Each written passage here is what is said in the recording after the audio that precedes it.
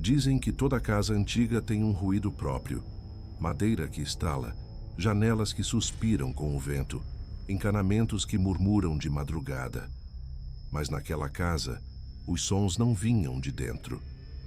Vinham de fora, mais especificamente da porta dos fundos. O dono do relato é Renato, um técnico de informática de 32 anos, que morava sozinho em uma casa simples, alugada, afastada do centro. Um lugar silencioso, ótimo para trabalhar em paz. Era assim que ele descrevia. Até a noite em que descobriu que não estava tão sozinho quanto imaginava.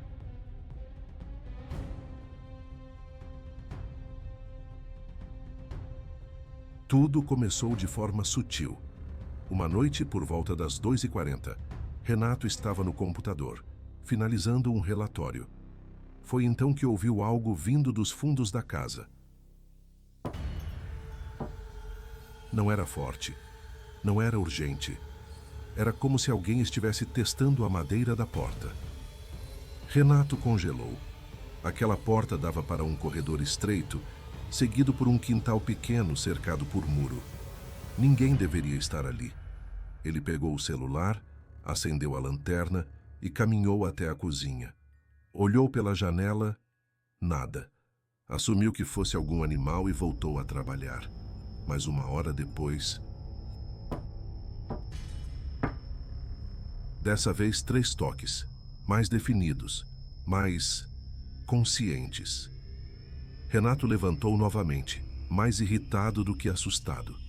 Abriu a porta da cozinha e deu 2 passos em direção à porta dos fundos.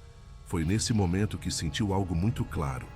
Alguém estava parado atrás da porta. Um som abafado de respiração, lenta, quase atrasada. Não era o vento, não era eco, era uma pessoa. Renato recuou imediatamente, trancou todas as portas e passou o resto da noite em claro. Na noite seguinte, os toques voltaram. Primeiro às 2h35 da madrugada, depois às 3h11 e às 4h03. Sempre os mesmos toques. A essa altura, Renato já estava apavorado. Comprou uma câmera simples e a instalou próxima à porta dos fundos. A gravação daquela noite mostrava o corredor escuro, imóvel. Nenhum movimento, nenhuma pessoa, mas os toques continuavam. Era como se aquilo, seja lá o que fosse, soubesse exatamente onde a câmera estava. Como se não quisesse ser visto, apenas ouvido. Na terceira noite, os toques não começaram com batidas. Começaram com um arrastar lento, como unhas passando pela madeira. Renato, desesperado, pegou uma cadeira, encostou na porta e ficou sentado ali, com uma faca na mão, tremendo. O arrastar parou. Silêncio total. Até que, bem próximo da fechadura, ele ouviu uma voz rouca, quase infantil, sussurrando: "Abre." Renato derrubou a faca. A cadeira quase virou. A voz repetiu, agora mais baixa, mais densa, como se estivesse sendo dita bem rente ao vão inferior da porta. "Eu sei que você está aí." Ele correu para o quarto e se trancou, tentando ligar para alguém. O celular não tinha sinal. Naquela noite não houve mais toques. Só uma presença imóvel, parada atrás da porta dos fundos até o amanhecer. Renato soube porque, quando o sol nasceu, ele ouviu passos. Um único passo arrastado, se afastando lentamente pelo quintal. Apavorado, Renato decidiu deixar seu celular filmando a porta dos fundos durante a madrugada, enquanto tentava dormir. Às 3h17 da manhã, o áudio captou claramente. E em seguida, um lamento baixo, como alguém chorando do lado de fora.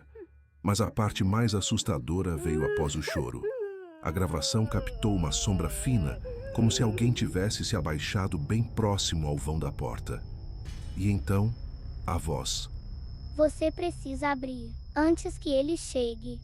Renato assistiu à gravação dezenas de vezes, mas uma coisa era clara. Aquela voz não era humana.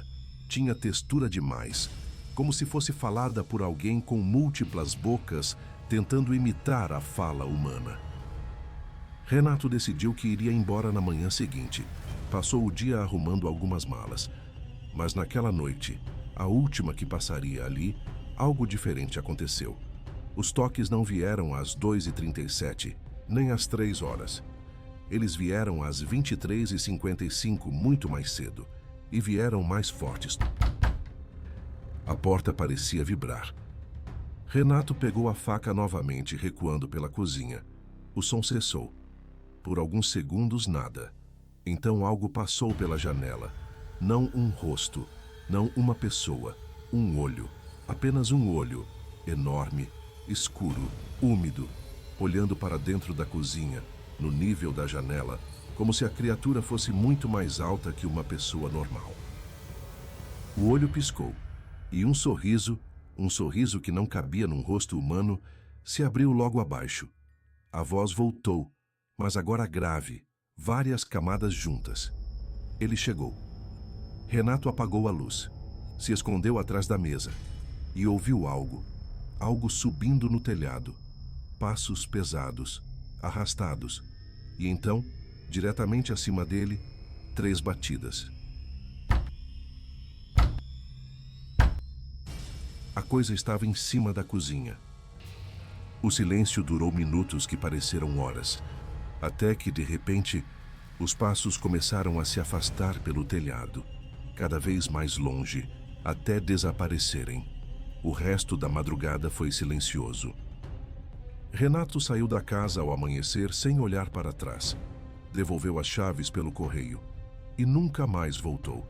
Mas 2 semanas depois, recebeu um aviso no celular. A antiga câmera que ele colocou perto da porta dos fundos, que ele esqueceu de desconectar, havia detectado o movimento. Um curto vídeo mostrava o corredor estreito dos fundos da casa, tudo quieto, tudo escuro. Até que por alguns segundos aparece uma sombra muito alta, inclinada de forma impossível, encostando a cabeça na porta. A sombra se vira para a câmera e sussurra, como se soubesse exatamente para quem estava falando. Por que você não abriu? O vídeo termina aí. Renato desconectou a câmera, mas o movimento continua sendo detectado algumas noites, sempre no mesmo horário, 2h37 da madrugada. Parece que a coisa ainda está lá, e parece que ainda procura alguém que abra a porta. Se você prestou atenção, percebeu que tem algo nessa história que nunca foi explicado. Como aquela batida continuava acontecendo mesmo sem ninguém ali. E por que a figura só aparecia quando ele estava sozinho? Talvez o visitante nunca tenha ido embora. Talvez ele apenas tenha escolhido outra porta para bater. Talvez ele só precise que alguém o escute. E agora, depois de ouvir essa história até o fim, ele sabe que você escutou.